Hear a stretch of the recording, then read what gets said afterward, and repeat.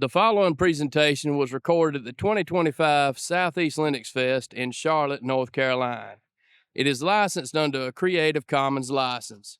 For more information on the Southeast Linuxfest, visit www.southeastlinuxfest.org. Come join us next June.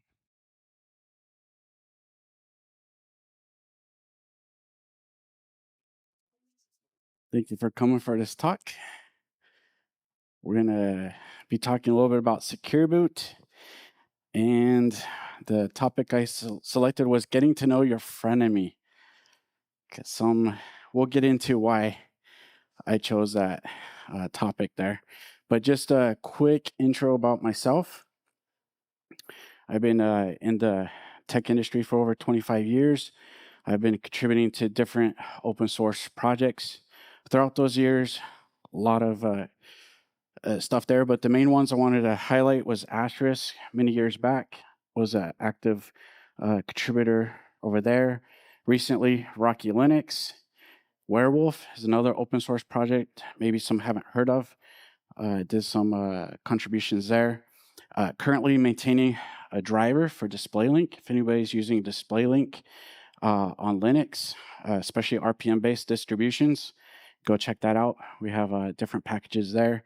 And I work currently for CIQ as a principal systems engineer. And for those that don't know who CIQ is, they're one of the founding sponsors of the Rocky Linux project. And we're trying to do stuff to help communities, open source communities, and our customers when it comes to their IT infrastructure needs. So enough about me and my company. Frenemy. Why do we say frenemy? First of all, before we get into that, just kind of get a feel for the knowledge that we have here in the audience. How many here have heard of Secure Boot? Awesome, the majority here. How many know how it works? Yeah, exactly. How many get a new server or computer and the first thing they do is turn off Secure Boot? I got more hands this time. And how many are forced because of the environment they're working in, they have to keep it on?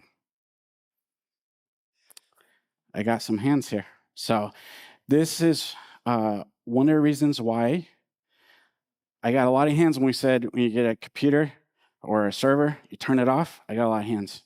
But then I got almost the same amount of hands that they have to keep it on. So they may not like that they have to use Secure Boot, but they're forced to use it. So that's why I call it our frenemy, because we need to use Secure Boot in its current form. Why do some people not care for Secure Boot? Some of it's not understanding how it works. Some I've heard different comments saying it doesn't really fulfill, it doesn't really solve the problem that it was set out to solve. Others don't like, especially on Linux, right? Here we're all about Linux.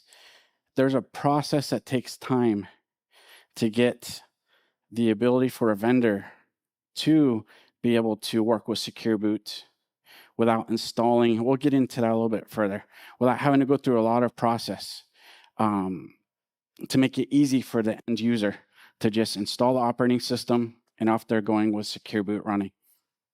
So Rocky Linux as a project, they had to learn how Secure Boot works. They had to learn the process that was involved when it came to Secure Boot.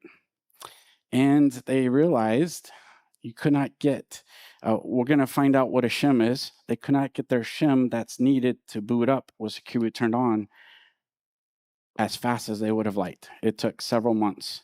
I don't remember how long, but it took a while to get it. Now, where I work at CIQ, we also need to work with Secure Boot. Our customers want Secure Boot turned on. They don't want to be running around installing self-signed certs on all their servers. They just can't do that. So CIQ, we need as well to work with Secure Boot. We also face the challenges of the time it takes to get the ability to work with Secure Boot in place.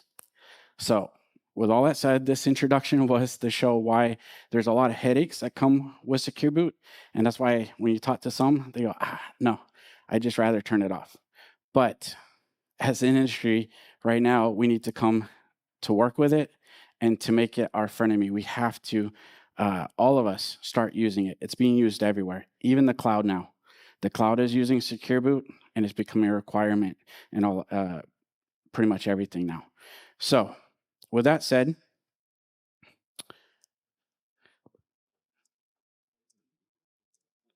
what is Secure Boot? Quick history, although everyone here pretty much already has heard about Secure Boot, so I don't want to dwell on this too long. This was just here in case help some understand how we got where we are now.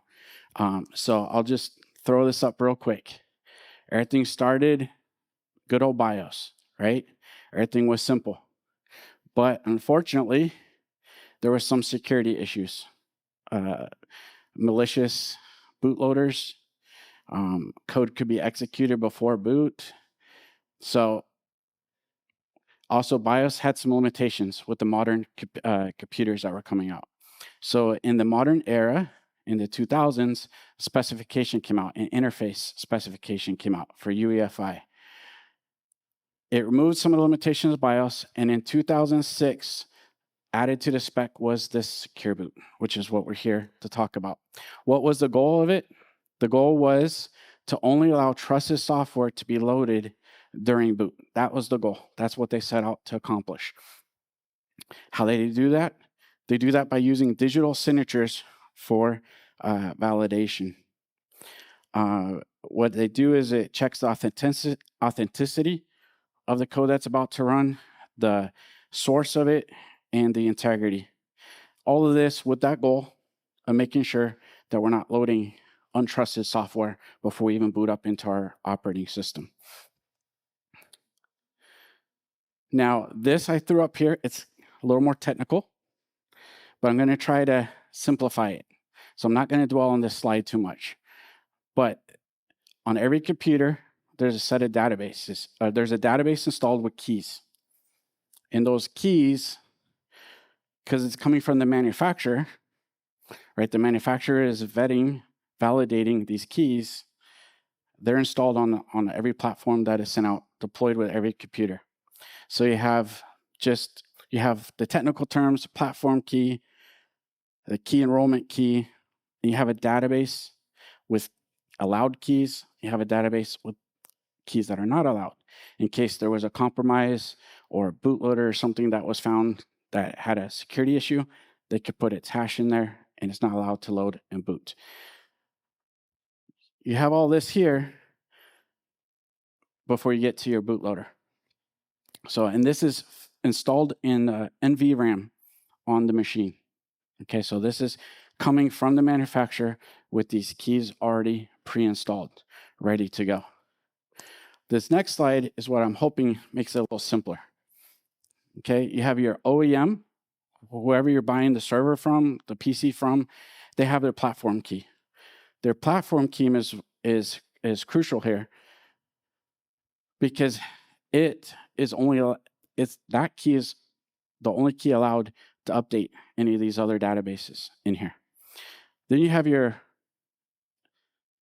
other key, which right now, every machine comes with a Microsoft key. So I wanted to keep it simple. It's a Microsoft key that's on every machine out there right now. Why? Because majority of folks need to run Windows. And in order to run Windows, Microsoft, working with their partners or hardware partners, has their key installed automatically on all these systems. Then you have another set of keys, right? The keys that are allowed and the keys that are not allowed. Some of the keys that are allowed, again, another Microsoft Windows key is in that database. So keys that could be allowed is keys that help sign the bootloader. That way it can trust the bootloader from Windows.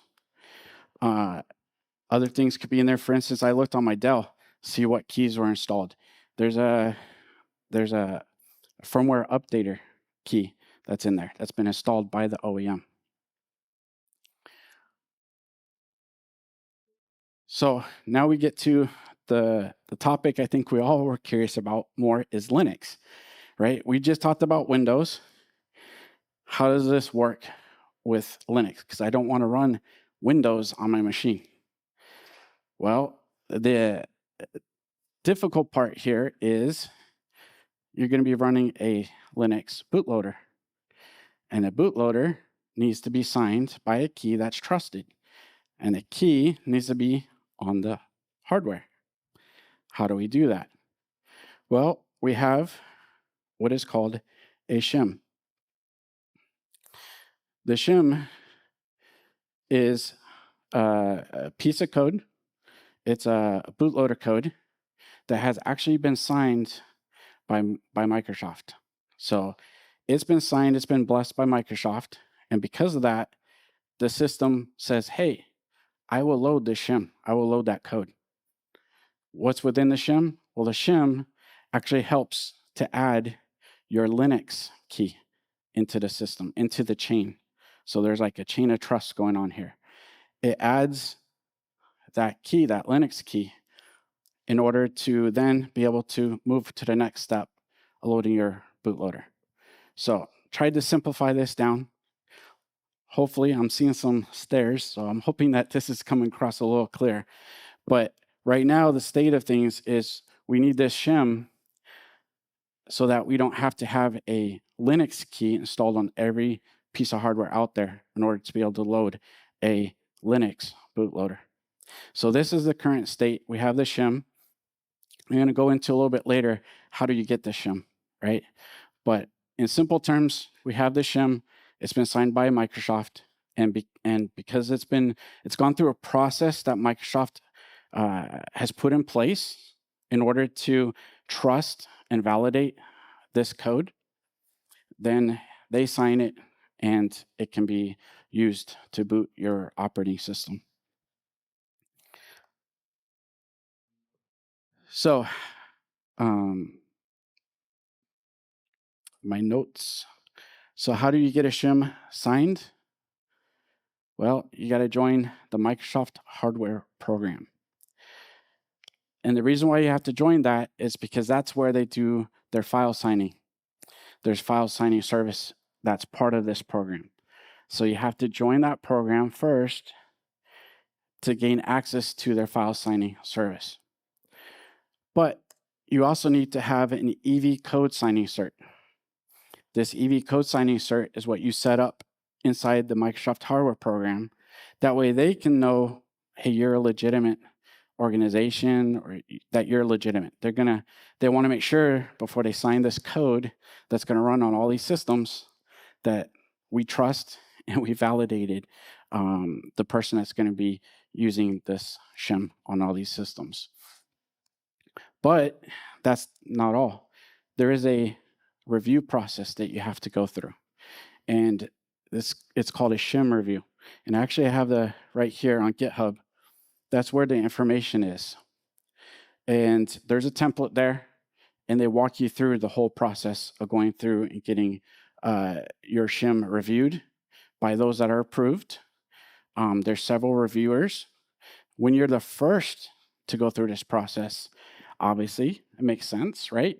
You're going to go through a lot more checks and verifying that you are who you say you are, and that you're not going to do anything malicious with this signed SHIM. So they'll ask questions such as, why do you need this SHIM? Why can't you use what's already out there? They're going to ask about the security of your SHIM. How do you make sure there's no vulnerabilities in it? They're going to ask, are you running these patches? So there's quite a bit of information, quite a bit of a process that has to be done.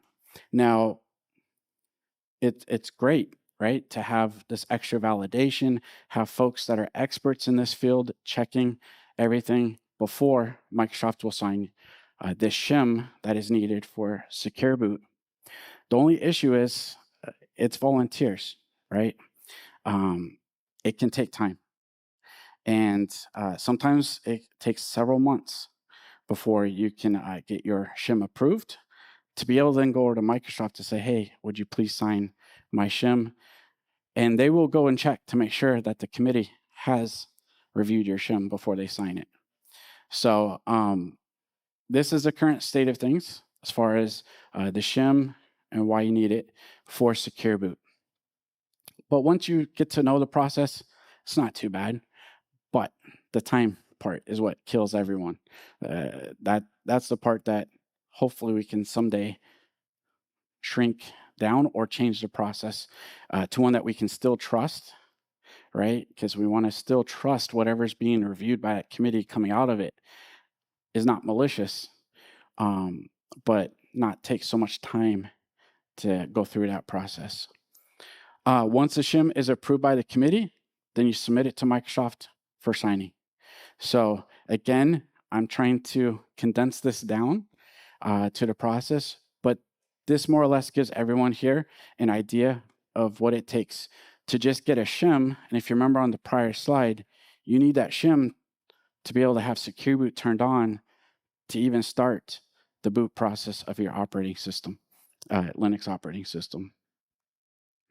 Oh, and failed to mention, to submit your SHIM, it has to be in a CAV file that's been signed by your EV cert, because that's how they then determine that this is coming from who they say they are. And when you receive back from Microsoft is your SHIM with their cert on it. It's been signed by them, digital signature. All right.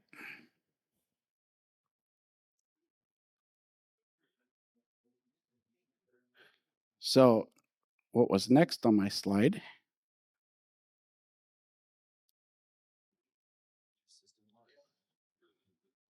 Yeah, it's not pulling in the next slide. Let me grab it real quick.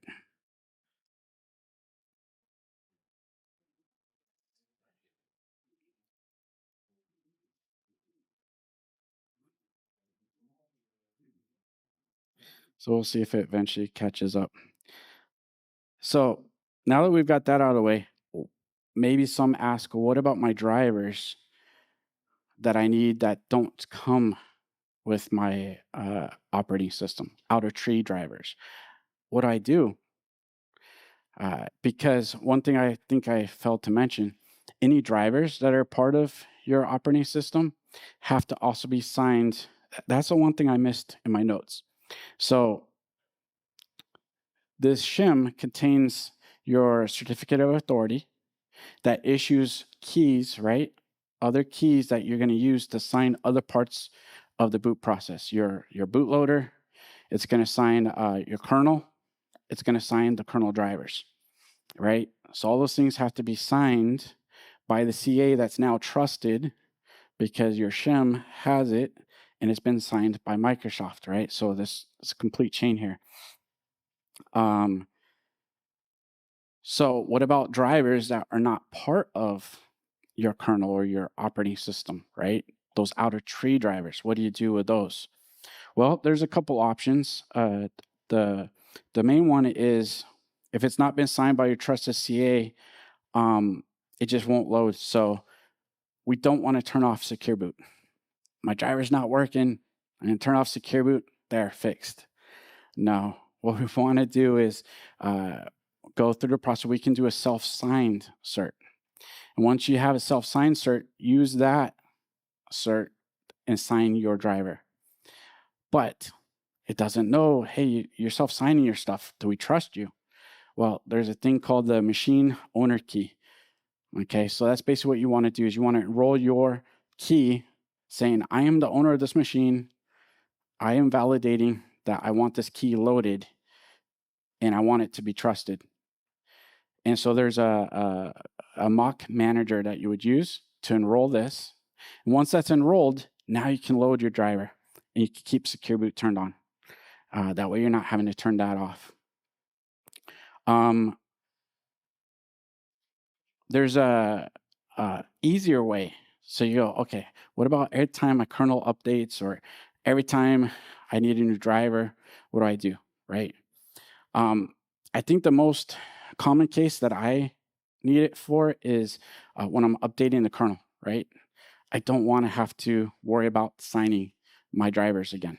So There's a nice system out there, DKMS, Dynamic Kernel Module System.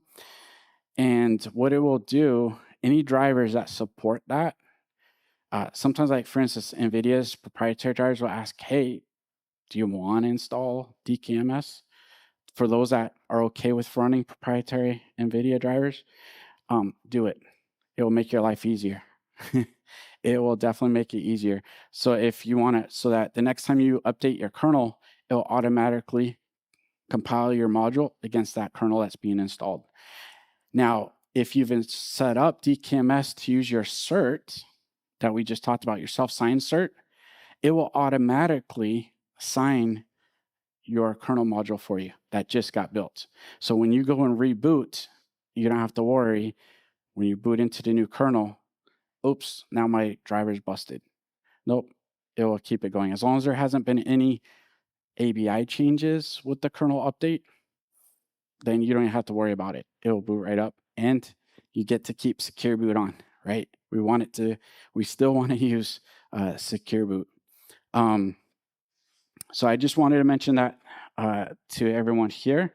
Look into running DKMS and having a self-signed cert. But with my system locked up, hey, I'm back.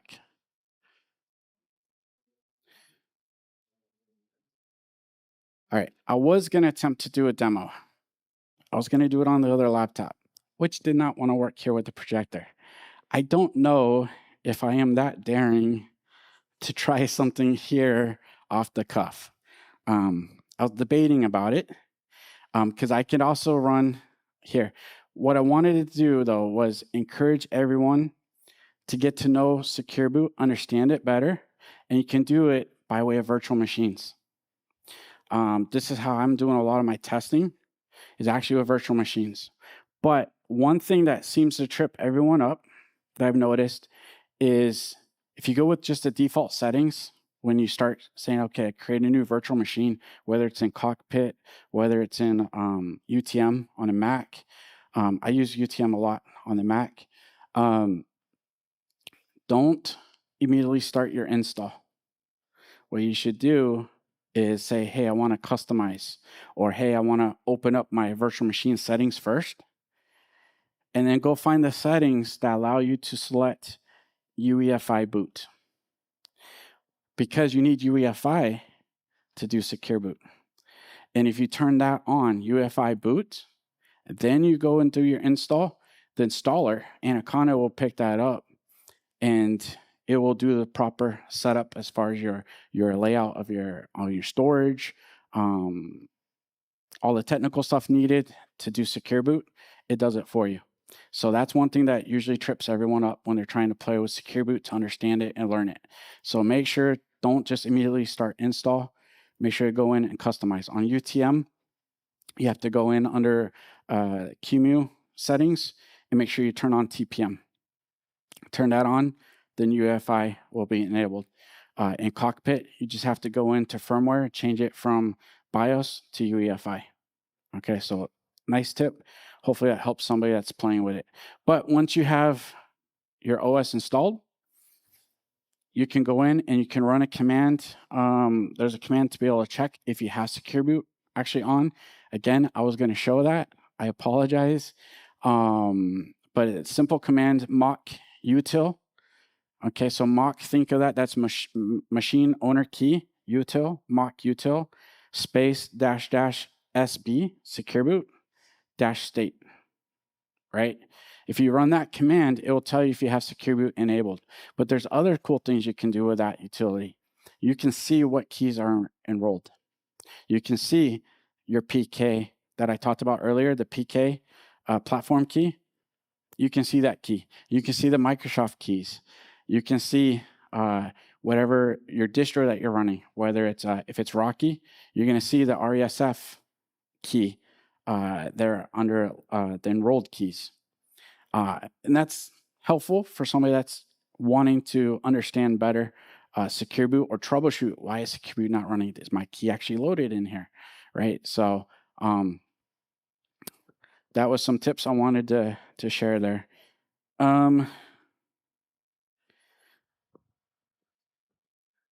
So what are some takeaways that I wanted to have from this talk? Well, is it our frenemy? Yes, it is, right? But we can learn to live with it. We can learn to work with it. All my machines have Secure Boot on. My home lab, I have Secure Boot on it. I force myself to run with Secure Boot on all the time. Why? It helps me to get to know it. It helps me to understand it better, helps me to resolve issues, and it helps me when somebody else is having an issue to understand how can I help them as well. I also realize that as the industry is moving forward, if you don't know such things such as confidential compute requires Secure Boot. If you haven't heard of it, go find out more about confidential compute. It's something that's coming to the cloud providers. Google has their solution, Azure has theirs, and so a lot of these newer solutions that are trying to protect your VMs that are running in a shared tenant environment, right? Make sure that another tenant's not able to access any memory by accident or on purpose, right? A lot of these things start with Secure Boot has to be turned on. So we do need to understand Secure Boot, come to, I don't want to say love it, but come to be really close to it and understand it very well. Is there a better way? Probably. I've heard many different opinions, but haven't heard an actual solution yet. So if you leave this talk, hopefully it stimulated some thought. Hopefully some that are out there that understand this very well come up with some ideas on, hey, how can we improve this process? I think the main headache that we've had is the waiting game, waiting for our SHIM to be approved. That's been our biggest headache of anything, is just the waiting game whenever we need a SHIM signed. But is there a better way? I think there is. And hopefully, as a group, as a community, we can eventually come to consensus and find that better way. And at the same time, accomplish the goal that was set out by Secure Boot of protecting our machines, protecting our systems from running untrusted code at all on our machines. So thank you very much. It didn't want to go to my last slide. My last slide was thanking everyone. I appreciate this opportunity to speak and to come and listen and hopefully learn something from this talk about Secure Boot and go home trying it out on your own to understand it better. There is time for any questions if anybody has questions. And I have teammates in here that can help me out too. How do we find out what the owner's key is so that we can go ahead and self-sign certificates?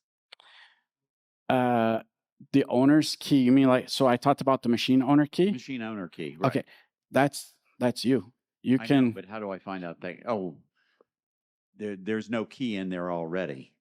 No. Right. So I go ahead and create the key, put it in using the tools, and then I use that key to sign. Exactly. Got it. Yeah.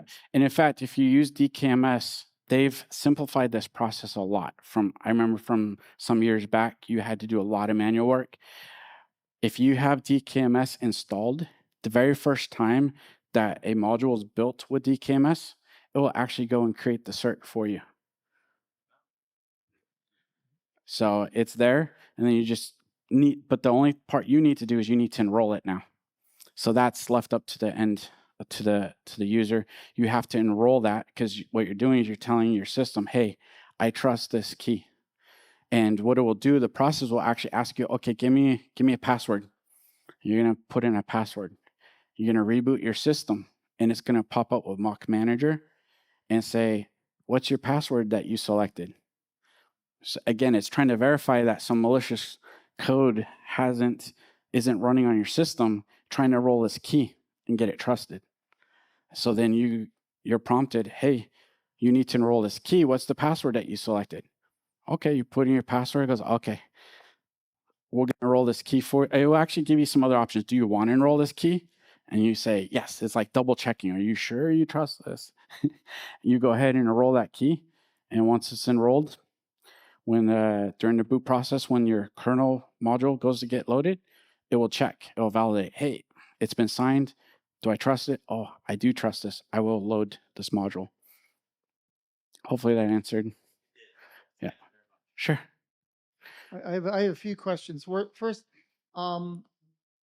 is I thought there was one shim for all of Linux, and now I'm understanding that Ubuntu has a shim and Rocky Linux has a shim. Yeah. Is that correct? That's correct. Red Hat has a shim. Debian has one. Alma Linux. We all have different shims. different shims. And then once you get a shim, how often do you need to? Can you use that shim before you need to get a new one? As long as your shim doesn't have some sort of vulnerability and you need to update it, it's somebody correct me if I'm wrong. I believe it's valid. Yeah. Okay. So, like when you sign up for a shim, so there's a bit of a honor system in using a shim. You sign up for a shim for specific purposes, and you agree to only use that shim for those purposes. Mm-hmm. So, for example, we at CIQ actually have separate shims for x86 64 and ARM 64. And for different products. And for different levels of products. So our shim for version 8 is different from our shim from version 9. Mm-hmm. But it's an honor system thing of not using it for the other purposes. You are I mean, it's just PKI. So once you have the root key, you can do a lot with it. But if Microsoft gets wind of it, they can pull those keys, right? So there's a revocation system. Exactly. So you really, there's a whole environment. You have to have it set up in a specific environment. There's a lot of requirements that you have to meet before they will just go sign your shim. But if your question is like, is there a validity, like how long it's valid for? Right now, there actually is. My understanding is there is no check on your certificate and whether it's expiration on it.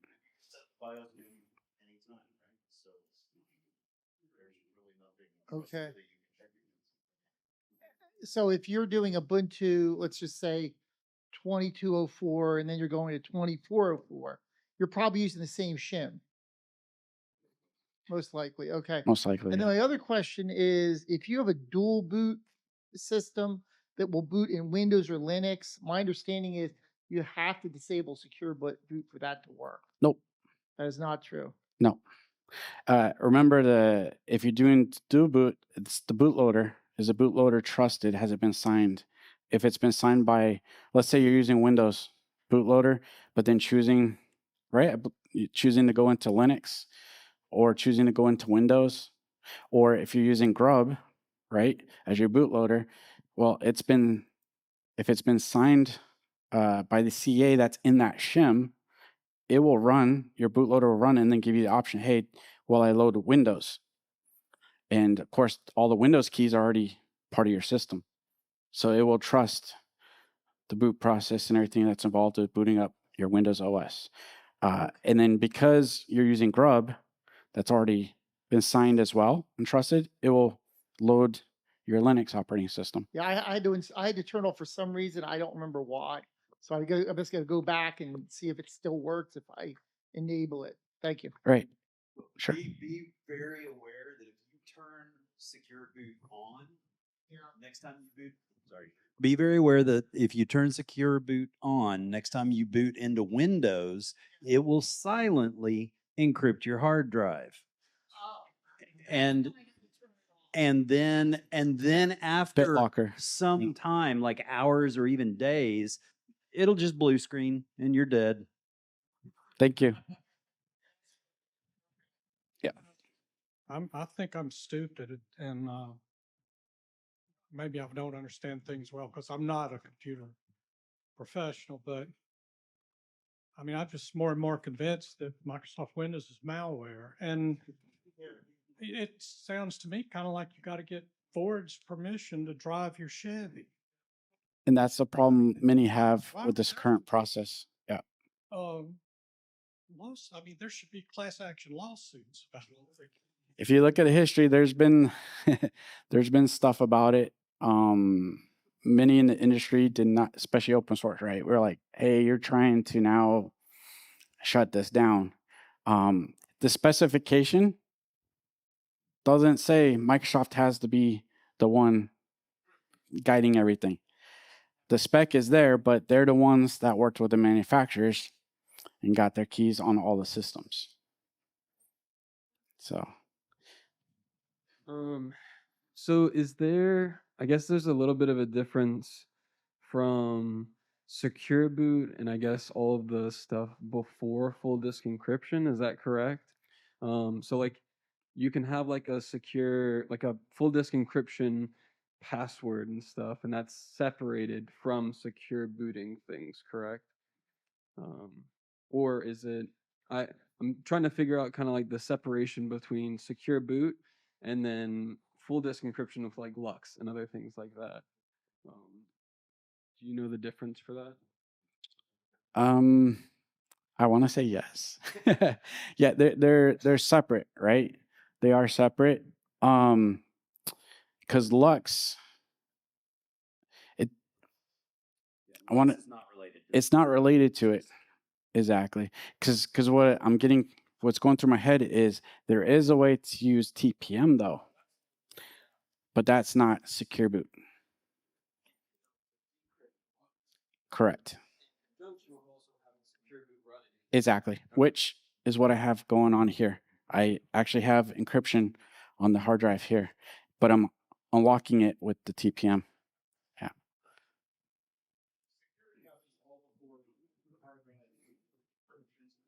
Mm-hmm.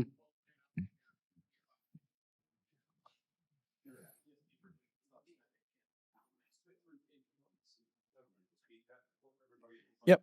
Thank you, Neil. Yeah. So what Neil was just saying is, and I didn't go into those technical details here, is so on your drive, your storage, there's a partition in there, EFI partition. That's not encrypted. You cannot encrypt that because that needs to be read by the BIOS, right? And within that path ESP area is where the SHIM sits.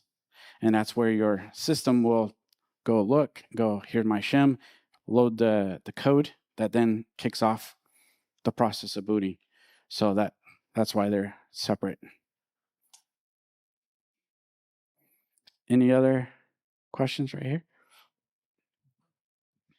Hey, so you mentioned ARM very briefly. I was just curious, like, do all ARM devices tend to use secure boot, or is it like just Microsoft ARM devices, or what is Qualcomm doing? I don't know if you can touch on any of those.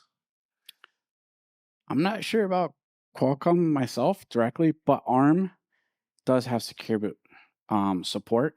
We have our SHIM for specifically ARM secure boot, and we sign our kernel, the ARM kernel, for secure boot.